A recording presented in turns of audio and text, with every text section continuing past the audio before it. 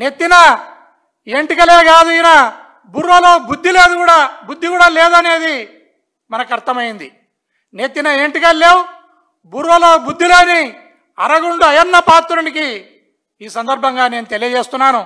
అయ్యా, పోలీస్ వ్యవస్థ నిర్వీర్యమైపోతే, పోలీస్ వ్యవస్థ సచ్చుబడిపోతే ఈ రాష్ట్రంలో, ఈ రాష్ట్ర అభివృద్ధికి, ఈ రాష్ట్ర సంక్షేమానికి అది పెద్ద ఆటంకంగా మారుతుంది.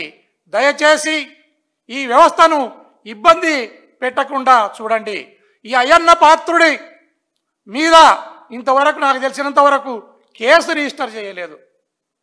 కేసు రిజిస్టర్ చేసిన బుడ్డా రాజశేఖర రెడ్డిని కానీ లేదా జనసేనకు సంబంధించిన వ్యక్తిని కానీ ఇంతవరకు అరెస్టు చేయలేదు.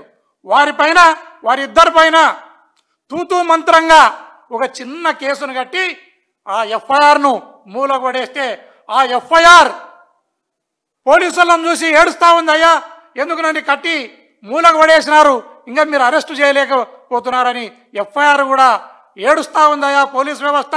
దయచేసి ఇప్పటికైనా మేల్కోండి. ఆయన పైన కట్టాల్సిన కేసులు కిడ్నాప్ కట్టాలా, అబ్డక్షన్ కట్టాలా, హత్యా ప్రయత్నంగా కట్టాలా, విధులకు ఆటంకం కల్పించిన ఘటనకు సంబంధించిన కేసును కూడా కట్టాలా. ఇవన్నీ గాలికి వదిలేసి ఒక చిన్న కేసును తూతూ మంత్రంగా కట్టడం జరిగింది. అయ్యా పవన్ కళ్యాణ్, కేసుల అరెస్టును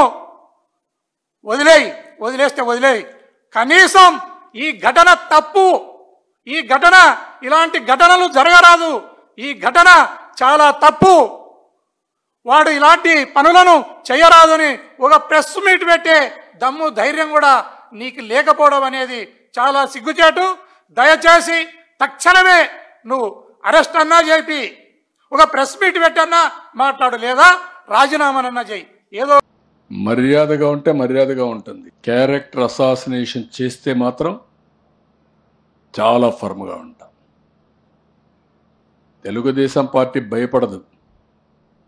తీవ్రవాదులతో పోరాడాం, ముఠా నాయకుల్ని పూర్తిగా కంట్రోల్ చేశాం, మత విద్వేషాలు రెచ్చగొట్టే వాళ్ళని నియంత్రణ చేశాం, రౌడీలు లేకుండా చేశాం.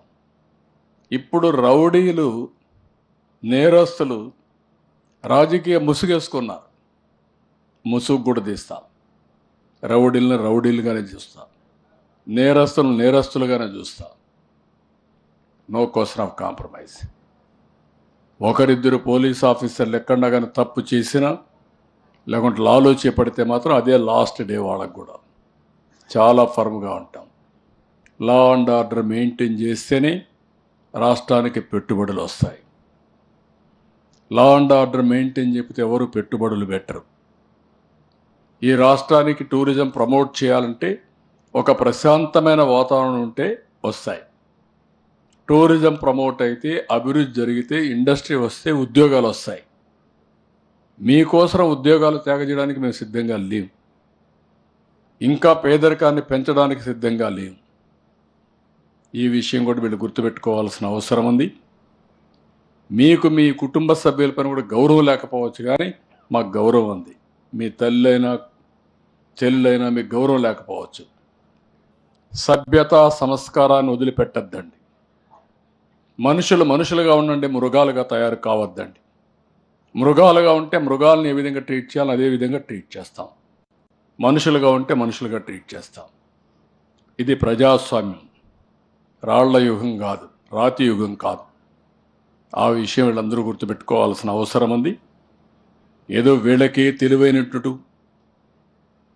ఇన్ఫర్మేషన్ టెక్నాలజీ ప్రమోట్ చేసిన నేను, నా దగ్గర మీ కథలేంటి నాకు అర్థం కాలేదు. మీకోసం ప్రమోట్ చేయాల ఇన్ఫర్మేషన్ టెక్నాలజీని. సోషల్ మీడియా వచ్చింది తర్వాత. అలాంటి దాంట్లో మీ ఇష్ట ప్రకారం పెట్టి తప్పుడు అడ్రస్లు పెట్టి చేయడం తప్పిది. చాలా ఫర్మ్గా ఉంటాం. ఎవరైనా అలాంటి ధోరణిలో ఉంటే బీ కేర్ఫుల్, మానుకోండి. ఒట్టొట్టి అడుపులు అరిస్తే కుదరదు. నేను I'm very clear on that. పేదరికం అడగడం ఏదో జరిగిపోతుంది అంటే మీ ఇష్ట ప్రకారం తిడితే ప్రతి ఒక్కరు పడడానికి సిద్ధంగా ఉన్నారండి. పడాలండి.